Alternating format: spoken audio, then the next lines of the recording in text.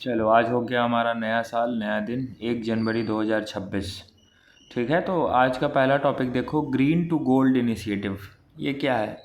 ये हिमाचल प्रदेश ने एक इनिशिएटिव शुरू किया है जिसमें उसका टारगेट ये है ना कि वो सेल्फ रिलायंट बनेगा और अपना जो उसका बायो इकोनॉमी है, स्टेट का जो उसका बायो इकोनॉमी है उसको मजबूत करेगा 2027 तक। कैसे करेगा? तो एक बहुत कॉमन सा ड्रग्स है जिसका नाम हम सब लोग सुनते हैं, गांजा। ठीक है, तो उसको हम इंग्लिश में कैनबिस बोलते हैं। और कैनबिस दो तरीके का होता है, एक कैनबिस सटाइवा, एक कैनबिस इंडिका। तो इंडिका वाला इंडिया में मिलता है और सटाइवा वाला बाहर फॉरेन की स्पीसीज़ है। तो हिमाचल का ये जो ग्रीन टू गोल्ड इनिशिएटिव है ना, इसमें उसका एम यही है कि वो अपना सेल्फ रिलायंट बनेगा और उसका जो स्टेट का बायो इकोनॉमी है उसको मजबूत करेगा 2027 तक। तो कैसे करेगा? तो गांजा हम जानते हैं इंडिया में इलीगल है, तो उस इलीगल कैनबिस को वो एक तरीके से लीगलाइज करके उसका मेडिसिनल और इंडस्ट्रियल यूज़ करना चाह रहा है हिमाचल प्रदेश, कि उस इलीगल कैनबिस को हम लीगलाइज करें और उससे मेडिसिनल और इंडस्ट्रियल एप्लीकेशन उस कैनबिस से हम इंश्योर करें। और ये ऑब्वियस सी बात है, हो सकती है। इंडिया में कैनबिस इलीगल है, इसके पीछे इंटरनेशनल पॉलिटिक्स की बहुत डोमिनेंस चलती है, क्योंकि कैनबिस जो ड्रग्स है ना, वो अगर हैवी अमाउंट में लिया जाए तो डायरेक्ट रॉ फॉर्म में लिया जाए तो ऑब्वियसली हमारे हेल्थ के लिए, लंग्स के लिए अच्छी चीज़ नहीं है। लेकिन ये कैंसर मेडिसिन बनाने में, पेन किलर्स बनाने में काफ़ी इसका इम्पॉर्टेंट रोल है। और ये जो बैन है इंडिया में, ये वेस्ट के फंडिंग के कारण, कहीं ना कहीं वेस्टर्न इन्फ्लुएंस के कारण बैन है। इस पे डीप पे जाना ठीक बात नहीं होगा, लेकिन हाँ, कैनबिस में पोटेंशियल बहुत ज़्यादा है, मेडिसिनल पोटेंशियल भी है और इंडस्ट्रियल एप्लीकेशंस भी है। अभी हम आगे देखते हैं कैनबिस के मल्टीपर्पज़ यूज़ क्या क्या हैं। तो एक प्लांट है, उसका नाम है इंडस्ट्रियल हेम्प। क्या नाम है? Industrial hemp. ये कैनबिस सटाइवा की वैरायटी है। हम तुमको बताएं, कैनबिस का दो टाइप्स होता है, एक इंडिका, एक सटाइवा। इंडिका वाला इंडिया में मिलेगा, सटाइवा वाला बाहर मिल रहा है। तो ये कैनबिस सटाइवा इंडस्ट्रियल हेम्प है, एक जो फॉरेन की स्पीसीज़ है, उसको हिमाचल प्रदेश में उगाया जाता है। और ये मल्टीपर्पज़ क्रॉप है, मतलब इसका इंडस्ट्री में भी यूज़ है, इसका न्यूट्रिशनल वैल्यू भी है और इसकी इकोनॉमिक वैल्यू भी है। साथ ही साथ ये मेडिसिनल प्लांट भी है, ध्यान रखना। तो मल्टीपल पर्पस में इसके यूजेस हो रहे हैं। और इसको ग्रो करने में कॉटन से 50 गुना, मतलब 50% लेस वाटर लगता है। कॉटन को उगाने में जितना पानी लगता है ना, उससे कम पानी, उससे 50% कम पानी में ये इंडस्ट्रियल हेम्प को हम कल्टीवेट कर सकते हैं। और इंडस्ट्रियल हेम्प से भी कॉटन वाले जो कपड़े हैं ना, उसकी बुनाई की जा सकती है। तो कॉटन का अल्टरनेटिव इंडस्ट्रियल हेम्प हो सकता है। इंडस्ट्रियल हेम्प से कपड़े बनाए जा सकते हैं, इंडस्ट्रियल हेम्प से कॉटन वाली जो वीविंग होती है वो की जा सकती है। तो कॉटन जहाँ 50% पानी हमको एक्स्ट्रा लग रहा है, वहाँ इंडस्ट्रियल हेम्प में तो 50% पानी कम लगेगा। कल ही हम एक ग्राउंड वाटर असेसमेंट रिपोर्ट देखे थे ना, मिनिस्ट्री ऑफ जल शक्ति की। उसमें हम वाटर का अलग अलग इशूज़ देखे थे। आज भी एक वाटर कंटामिनेशन से रिगार्डिंग एक टॉपिक आया है, उसको भी हम देखेंगे। तो जहाँ इंडिया में वाटर की स्कार्सिटी हो रही है, वाटर कंटामिनेशन इतना बढ़ते जा रहा है, वहाँ पे अगर हम कॉटन को पूरी तरीके से नहीं, लेकिन अल्टरनेट वे में अगर हम इसको रिप्लेस भी करेंगे ना इंडस्ट्रियल हेम्प से, तो वाटर कंजर्वेशन में भी हमारा बहुत इंपॉर्टेंट रोल प्ले करेगा। तो ये हिमाचल प्रदेश का इनिशिएटिव है, ग्रीन टू गोल्ड इनिशिएटिव, ध्यान रखना। और वो इंडस्ट्रियल हेम्प से प्रीलिम्स में सवाल पूछ सकते हैं कि रिसेंटली सीन इन न्यूज़, ये क्या है, किसका वैरायटी है, क्या इसके काम है, कहाँ कहाँ इसका यूज़ किया जा सकता है। इस टाइप से वो प्रीलिम्स में स्टेटमेंट बना सकते हैं। ठीक। दूसरा टॉपिक देखो, इंटरनेशनल ग्रेन काउंसिल। ये भी बहुत इंपॉर्टेंट टॉपिक है, यूपीएससी का फेवरेट ऐसे होते हैं टॉपिक। जैसे कि लास्ट ईयर हम काफ़ी हाईलाइट, लास्ट ईयर क्या, इसी साल जनवरी फरवरी में काफ़ी हाईलाइट हम किए थे, ऑडियो हम जब भेजते थे करंट अफेयर का, तो कि टर्मरिक से सवाल पूछेगा। उसने पूछा है टर्मरिक से सवाल इस बार के प्रीलिम्स में, 2025 के प्रीलिम्स में।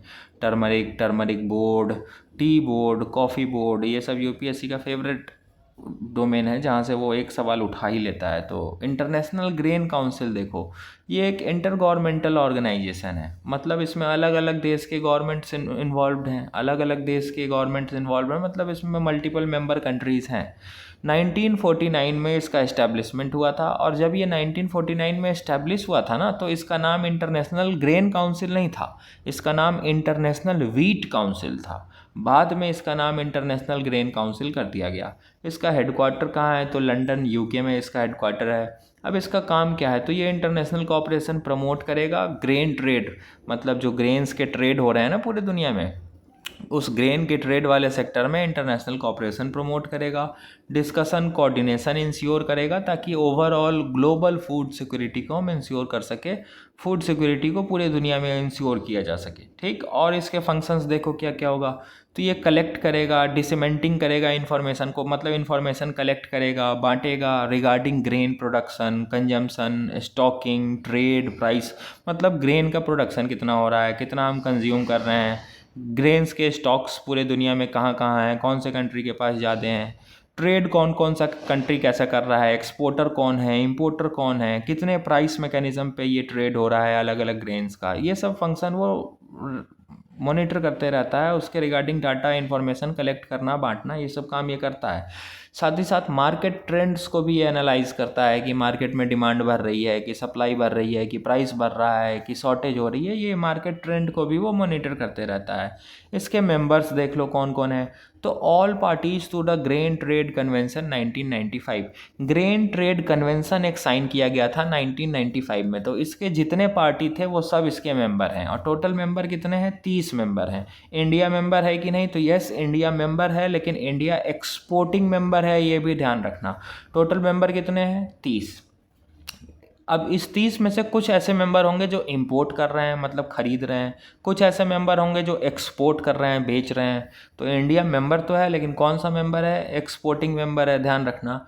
इस इंटरनेशनल ग्रेन काउंसिल की मीटिंग होती है एक साल में 2 बार, 2 सेशंस होते हैं एक साल में, ये ध्यान रखना। इसका चेयरपर्सन और वाइस चेयरपर्सन जो होता है वो हर साल एनुअली इलेक्ट किया जाता है। जो मेंबर होते हैं हर साल इसके चेयरपर्सन और वाइस चेयरपर्सन को इलेक्ट कर लेते हैं। अब इस ग्रेन काउंसिल में कौन कौन से ग्रेन कवर्ड हैं वो देख लो। तो वीट है, मेज है, बार्ली है, ओट्स है, राइस है और सोरघम है। ठीक, ये 6 तरीके के ग्रेन्स इसमें कवर्ड हैं। अब ये इंटरनेशनल ग्रेन काउंसिल कुछ कुछ रिपोर्ट्स और पब्लिकेशंस निकालता है, ये भी ध्यान रखना इंपॉर्टेंट है, यहाँ से सवाल आ सकता है। तो जैसे कि ग्रेन मार्केट रिपोर्ट, एक रिपोर्ट आती है, वो रिपोर्ट को कौन निकाल रहा है? तो इंटरनेशनल ग्रेन काउंसिल, ये वाली काउंसिल ही निकाल रही है। एक और है grain and oil seed index, ये कौन निकाल रहा है? तो ये भी इंटरनेशनल ग्रेन काउंसिल ही निकाल रही है। तो ये 2 रिपोर्ट कह लो या इंडेक्सेस कह लो, ये इंटरनेशनल ग्रेन काउंसिल ही निकालता है। ठीक है। अब इंडिया इसका एक्सपोर्टिंग मेंबर है, तो इंडिया की तरफ से, भारत सरकार की तरफ से कौन इस ऑर्गेनाइजेशन के साथ कोऑर्डिनेट करता है? तो इंडिया के तरफ से department of food and public distribution under, जो कि ministry of consumer affairs, food and public distribution के अंडर आती है। ध्यान से फिर से समझना, हमारे यहाँ department of food and public distribution है। ठीक, ये एक डिपार्टमेंट है किसका? फूड और पब्लिक डिस्ट्रीब्यूशन का। ये डिपार्टमेंट किस मिनिस्ट्री के अंडर है? Ministry of consumer affairs, food and public distribution के अंडर ये आती है, मिनिस्ट्री के अंडर ये आती है। कौन? Department of food and public distribution. और इंडिया के तरफ से इंटरनेशनल ग्रेन काउंसिल में इंडिया को रिप्रेजेंट यही department of food and public distribution ही करता है। That's it. ये इतना हमारा टॉपिक था, इसको ध्यान रखना है। कुछ इसमें रटने जैसा फैक्ट नहीं है। इसके फंक्शंस हो गए, ये सब तो ध्यान में ही है कि ग्रेन से रिलेटेड जितना काम है वो करेगा। इंडिया इसका एक्सपोर्टिंग मेंबर है, ये ध्यान रखना है। एक साल में 2 मीटिंग होती है, चेयरपर्सन वाइस चेयरपर्सन हर साल इलेक्ट होंगे। कौन कौन से ग्रेन कवर्ड हैं ये ध्यान रखना होगा। और 2 ये रिपोर्ट जो निकाल रहा है, ग्रेन मार्केट रिपोर्ट और grain and oil seed index, इसको ध्यान रखना होगा। तीसरा टॉपिक देखो, वाटर कंटामिनेशन। ये हम ऑलरेडी बहुत बार पढ़ते आए हैं। 2024 के दिसंबर में किया, 25 के जनवरी में किया, ओवरऑल 25 में भी मल्टीपल टाइम वाटर कंटामिनेशन के रिगार्डिंग हम न्यूज़ देखे हैं। आज फिर से आया है। आज इसलिए आया है कि इंदौर में जो म्युनिसिपल कॉरपोरेशन है ना, इंदौर की देखो, पानी सप्लाई करने का जिम्मेदारी शहर में किसका होता है? म्युनिसिपल कॉरपोरेशन का होता है।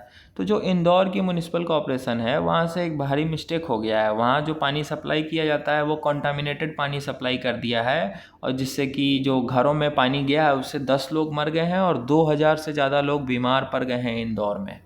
और ये काफ़ी ब्लंडर वाली गलती किया है इंदौर का जो म्युनिसिपल कॉरपोरेशन है। सस्पेंड भी हुआ है, इंक्वायरी भी चल रही है, केस वगैरह भी हो गया है, FIR भी दर्ज हो गया है।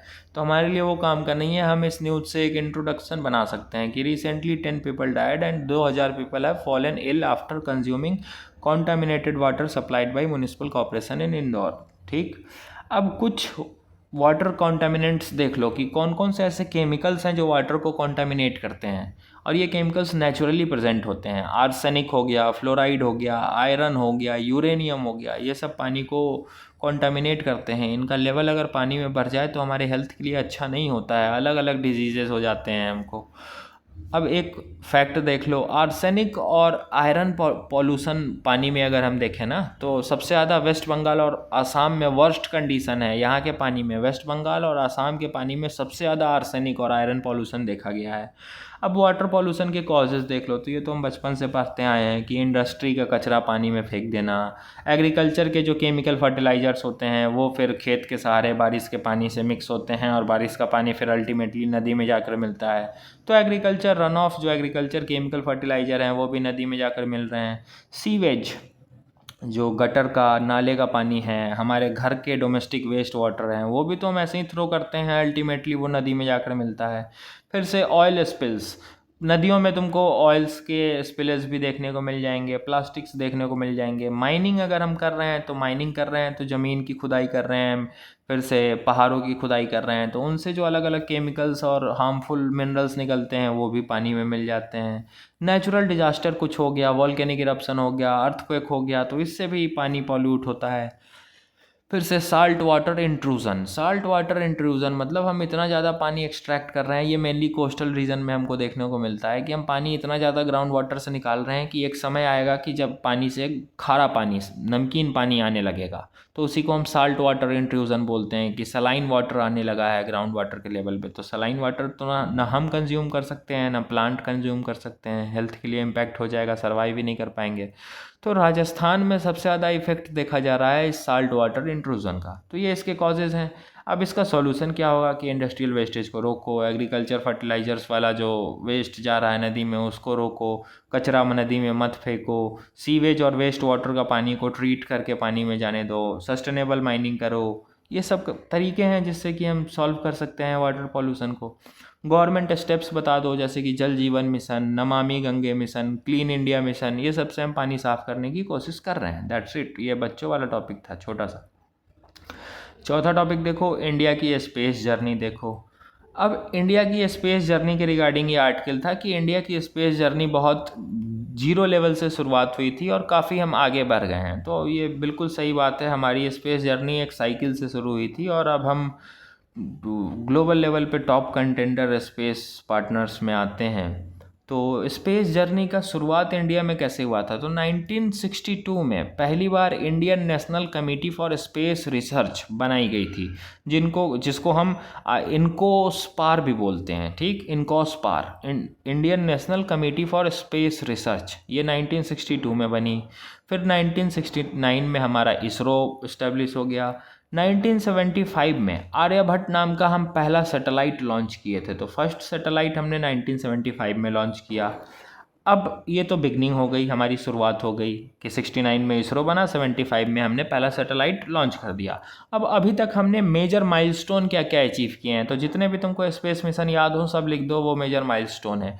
जैसे कि हम इनसैट सैटेलाइट बनाए हैं, नेविक सैटेलाइट बनाए हैं, PSLV, GSLV, SLV, अलग अलग लॉन्च व्हीकल बनाए हैं। अभी रिसेंटली 2025 में तुमको हम न्यूज़ कराए थे SpaDeX, space D docking mission, वो 2025 में सक्सेसफुली हम कंडक्ट किए हैं। UPSC उससे सवाल भी पूछा है। चंद्रयान सीरीज 1, 2, 3 कॉन्टिन्यूसली हम किए हैं। मंगलयान हम सक्सेसफुली किए हैं। तो ये सब हमारे माइलस्टोन हैं, और भी जो तुमको जो ध्यान में आए लिखा जा सकता है। अब हमारा फ्यूचर प्रोस्पेक्ट क्या है कि भविष्य को लेकर हम क्या प्लानिंग कर रहे हैं, तो हम भविष्य को लेकर ऑलरेडी काफ़ी अच्छा प्लान कर रहे हैं। 2027 में इंडिया अपना पहला space flight, human space flight भेजेगा, जिसका नाम गगनयान रखा गया है, जिसमें हम अपने इंडियन एस्ट्रोनॉट्स को भेजेंगे। उसी की ट्रेनिंग तो शुभांशु शुक्ला एक्सियोम 4 में लेकर आए हैं, ताकि वो इंडिया के गगनयान को फैसिलिटेट करने में अपना थोड़ा सा एक्सपीरियंस शेयर कर सके। और शुभांशु शुक्ला भी इस गगनयान मिशन में जाएंगे 2027 के। फिर 2035 में लिखा तो नहीं है, लेकिन 2035 में हमारा टारगेट है कि इंडिया का अपना ये भारतीय अंतरिक्ष स्टेशन हम बनाएंगे स्पेस में। जैसे ग्लोबल दुनिया का एक इंटरनेशनल स्पेस स्टेशन है ना, जिसमें 5 स्पेस एजेंसी हैं। कौन कौन? US की है, यूरोपियन यूनियन की है, रसिया की है, जापान की है, और कनाडा की शायद है, हाँ ये 5 देशों की एजेंसी है, 5 देशों की जो स्पेस एजेंसी है इसने मिलकर इंटरनेशनल स्पेस स्टेशन बना रखा है, जहाँ पे अभी एक्सियोम 4 से शुभांशु शुक्ला जी गए थे। तो उसी तरीके से इंडिया अपना एक इंडिजीनियस स्पेस स्टेशन बनाना चाह रहा है, जिसको भारतीय अंतरिक्ष स्टेशन नाम करके दिया गया है। 2035 में वो हमारा मिशन शेड्यूल्ड है। तो हम फ्यूचर को भी लेकर काफ़ी ये स्पेस में काफ़ी एक्टिव हैं, फ्यूचर मिशंस को भी लेकर। अब सिग्निफिकेंस देखो कि स्पेस में हमने इतना कुछ अचीव किया है, तो इसका फ़ायदा क्या है? फ़ायदा बहुत है। कम्युनिकेशन अच्छी हुई है, नेविगेशन अच्छी हुई है, हमारा डिजास्टर मैनेजमेंट, वेदर फोरकास्ट अच्छा हो गया है, हमारा नेशनल सिक्योरिटी और डिफेंस अच्छा हो गया है। तभी तो ऑपरेशन सिंदूर में प्रिसीजन स्ट्राइक हमने देखा ब्रह्मोस का, सैटेलाइट नेविगेशन से ही तो हुआ है। वो S-400 जो वो डिटेक्ट करके सारे टर्की बेस्ड ड्रोन्स को न्यूट्रलाइज कर दिया, वो भी तो सैटेलाइट बेस्ड रेडार्स बेस्ड ही हुए हैं ना। फिर से इकोनॉमिक ग्रोथ हमारा कराएगा। स्पेस सेक्टर अगर हमारा ग्रो करेगा तो इकोनॉमिक ग्रो करेगी, जॉब क्रिएशन होगा, अलग अलग हम अपनी टेक्नोलॉजी को बाहर बेच सकते हैं तो इकोनॉमिक ग्रोथ भी होगा। साथ ही साथ अगर हमारा स्पेस मिशन सक्सेसफुल हो रहा है, हमारी स्पेस प्रेजेंस अच्छी है, तो ग्लोबल रिकॉग्निशन, दुनिया हमारा नाम जानेगी और जानती भी है। इंडिया अपने चीपेस्ट और मोस्ट इफ़िशिएंट स्पेस मिशंस के लिए जाना जाता है। फिर से space presence and exploration, India की स्पेस प्रेजेंस भी बढ़ेगी और इंडिया जो स्पेस को एक्सप्लोरेशन कर रहा है उसकी एक्सप्लोरेशन प्रेजेंस भी इंडिया की बढ़ेगी। और ये सारे पॉइंट्स बहुत क्रूशियल हैं। जो हमारा इरा आ गया है ना, टेक्नोलॉजिकल रिवॉल्यूशन वाला इरा, इसी को हम टेक्नोलॉजिकल रिवॉल्यूशन या इंडस्ट्रियल रिवॉल्यूशन 4.0 भी बोलते हैं। तो इस न्यू इरा के लिए ये काफ़ी इम्पोर्टेंट है स्पेस सेक्टर। कुछ चैलेंजेस भी हैं, जैसे कि फंडिंग और रिसोर्स की अभी भी दिक्कत होती है, टेक्नोलॉजिकल गैप्स थोड़े बहुत अभी भी हैं, इंडिया रिसर्च एंड डेवलपमेंट में बहुत पीछे है। कल ही परसों तरसों एक टॉपिक देखे हैं ना दिसंबर में, कि मात्र 0.7% हम रिसर्च एंड डेवलपमेंट पे खर्च कर रहे हैं अपने GDP का, जो कि एक बड़ा चैलेंज है।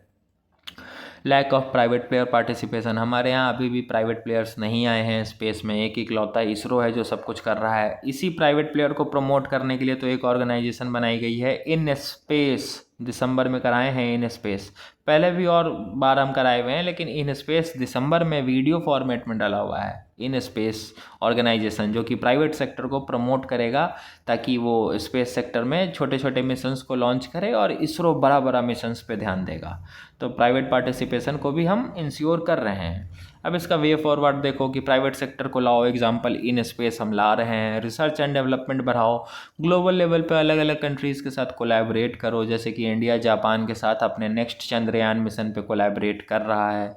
प्रॉपर फंडिंग इंश्योर करो, टेक्नोलॉजिकल गैप्स को दूर करो, इंफ्रास्ट्रक्चर हर्डल्स जो हैं उनको दूर करो, इंडिया में स्किल ट्रेनिंग को प्रमोट करो, यही सब वे फॉरवर्ड हो जाएगा। That's it. 5वां टॉपिक देखो, प्रलय मिसाइल। प्रलय मिसाइल अभी एक हाल ही में न्यूज़ में आया है, क्योंकि DRDO ने इसके एक अलग वर्जन का सक्सेसफुली टेस्टिंग किया है। तो प्रलय मिसाइल हमारे काम का हो जाएगा कि प्रलय मिसाइल है क्या। तो ये इंडिजीनियसली डेवलप्ड है, इसको हमने खुद से बनाया है, हमारी DRDO ने इसको बनाई है। ये क्वासी बैलिस्टिक मिसाइल है। एक होता है बैलिस्टिक मिसाइल, एक होता है क्रूज मिसाइल, और ये है quasi ballistic missile. Quasi ballistic missile होता क्या है वो अभी हम देख लेंगे। प्रलय मिसाइल जो है शॉर्ट रेंज की मिसाइल है, मतलब 150 से 500 किलोमीटर तक की इसकी रेंज है। कैसे फायर करेगा? तो सरफेस से सरफेस पे ये फायर करेगा। S2S मतलब सरफेस से सरफेस फायर ये करेगा। ये पेलोड कैपेसिटी कितना ले जा सकता है, मतलब कितना हथियार, कितना बारूद भर के ये ले जा सकता है, तो 500 से 1000 किलो तक ये हथियार बारूद भर कर ले जा सकता है। DRDO ने बनाया है। अब क्वासी बैलिस्टिक मिसाइल देखो होता क्या है, तो ये डिफरेंट होता है थोड़ा सा ट्रेडिशनल बैलिस्टिक मिसाइल से। ये लोअर एल्टीट्यूड पे फ्लाई करता है, बहुत कम हाइट पे फ्लाई करता है, ताकि इसको इंटरसेप्ट करना मुश्किल हो जाए। और इतने कम हाइट पे ये फ्लाइट करता है ना, इतने कम हाइट पे ये उड़ता है कि ये रडार्स के पकड़ में नहीं आता है। अभी तो ये मिसाइल और टेक्नोलॉजी काफ़ी न्यूज़ में आया है ऑपरेशन सिंदूर के कारण, तो हमारा जो हिंदी वाला मीडिया वाला है वो भी खूब दिखा रहा है मिसाइल्स को लेकर। तो तुमने एक न्यूज़ सुना होगा कि अगर वो एक मिनिमम हाइट के नीचे कोई चीज़ उड़ती है ना, तो रडार्स उसको नहीं पकड़ पाता है। तो इसीलिए ये काफ़ी लो हाइट पे उड़ता है, ये जो क्वासी बैलिस्टिक मिसाइल है। और इसको लो हाइट पे उड़ता है, इसलिए रडार्स इसको पकड़ नहीं पाते हैं, इसलिए ये थोड़ा सा मुश्किल है इसको इंटरसेप्ट करना। तो बैलिस्टिक क्वासी बैलिस्टिक मिसाइल की प्रॉपर्टीज़ यही होती है। अब डिफरेंस देख लो थोड़ा सा बैलिस्टिक और क्रूज मिसाइल का, ये ध्यान से देखना, यूपीएससी यहाँ से सवाल पूछे हुआ है ऑलरेडी अपने पीवाईक्यू में।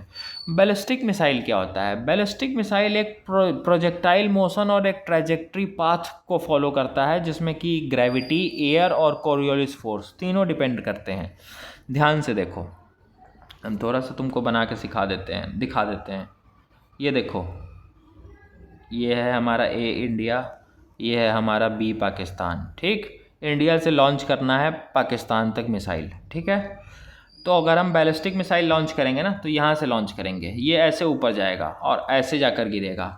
ये अर्थ के एटमॉस्फेयर से ऊपर चला जाता है ये बैलिस्टिक मिसाइल। ठीक, यहाँ से हमने लॉन्च किया इंडिया से, अब ये अर्थ के एटमॉस्फेयर को क्रॉस करके देखो ऊपर चला गया। अर्थ का एटमॉस्फेयर यहीं तक है, यही है अर्थ का एटमॉस्फेयर। तो ये बैलिस्टिक मिसाइल ना ऐसे उड़ेगा, ऐसे पूरे अर्थ के एटमॉस्फेयर को क्रॉस करेगा और वापस नीचे आएगा, अर्थ के एटमॉस्फेयर में री इंटर करेगा और ऐसे पाकिस्तान पे गिर जाएगा। ठीक, ये होता है बैलिस्टिक मिसाइल। तो इस पर ग्रेविटी, एयर की स्पीड और कोरियोलिस फोर्स तीनों डिपेंड करती है। ठीक, तीनों के बेसिस पे ये हिट करता है। और ये बैलिस्टिक मिसाइल्स जो होते हैं ये लॉन्ग रेंज के मिसाइल होते हैं, जैसे कि पृथ्वी, अग्नि, धनुष, ये सब हमारा बैलिस्टिक मिसाइल है। ये अर्थ का एटमॉस्फेयर छोड़ देता है और दोबारा अर्थ के एटमॉस्फेयर में इंटर करता है। वही जो तुमको अभी हम बताए, देखो ना, ये ऐसे अर्थ का एटमॉस्फेयर ये है और यहाँ से हमने लॉन्च किया तो देखो ये अर्थ के एटमॉस्फेयर के बाहर चला गया। अब ये दोबारा इंटर करेगा अर्थ के एटमॉस्फेयर में, दोबारा यहाँ पे इंटर किया है और ये हिट किया है। तो वही लिखा है कि ये अर्थ का एटमॉस्फेयर को एक बार छोड़ता है, दोबारा अर्थ के एटमॉस्फेयर में घुस जाता है। ये देखो डायग्राम भी हम बना दिए। क्रूज मिसाइल देखो, ये बिल्कुल स्ट्रेट ट्रैजेक्टरी वाली मोशन वाली पाथ फॉलो करता है। शॉर्ट रेंज का ये होता है, 1000 किलोमीटर तक की इसकी रेंज होती है और ये बिल्कुल स्ट्रेट ट्रैजेक्टरी मोशन को फॉलो करता है और अर्थ के एटमॉस्फेयर में ही ये फ्लाइट करता है। ये अर्थ के एटमॉस्फेयर के बाहर नहीं जाता है, जैसे कि ब्रह्मोस, इसको भी देख लो तो ब्रह्मोस हमारा क्रूज मिसाइल है। ए और बी देख लो, यही ए हमारा इंडिया, ये हमारा बी पाकिस्तान। अब ब्रह्मोस मिसाइल उड़ेगा ना, या क्रूज मिसाइल जिसको हम कहते हैं उड़ेगा ना, तो ये मान लो अर्थ का एटमॉस्फेयर है, तो ये बाहर नहीं जाएगा अर्थ के एटमॉस्फेयर के, ये यहीं से ऐसे जाएगा, ऐसे जाएगा, ऐसे जाएगा, धराम से गिर जाएगा। तो ये स्ट्रेट ट्रैजेक्टरी मोशन को फॉलो करता है ये। और जो बैलिस्टिक मिसाइल होता है वो अर्थ के एटमॉस्फेयर को पार करके नीचे गिरता है। तो डेट्स इट, ये था हमारा आज का करंट अफेयर। चलो डाल देते हैं वीडियो, आज तो लेट हो गया, कल से बाकी सुबह में जैसे 10 बजे तक 11 बजे तक वीडियो डल जाता है वैसे हम डाल देंगे। इसके रिगार्डिंग मेंस का जो क्वेश्चन है वो भी हम शेयर कर देते हैं ग्रुप में, आंसर तुम लोग डाल देना, हम देख लेंगे, इवैल्यूएट कर देंगे। चलो टेक केयर, फिर से सबको happy new year. Positive vibes के साथ आगे बढ़ो, सक्सेस मिलेगी। अपना काम करते रहो, बाकी डेस्टिनी के ऊपर छोड़ो। चलो टेक केयर।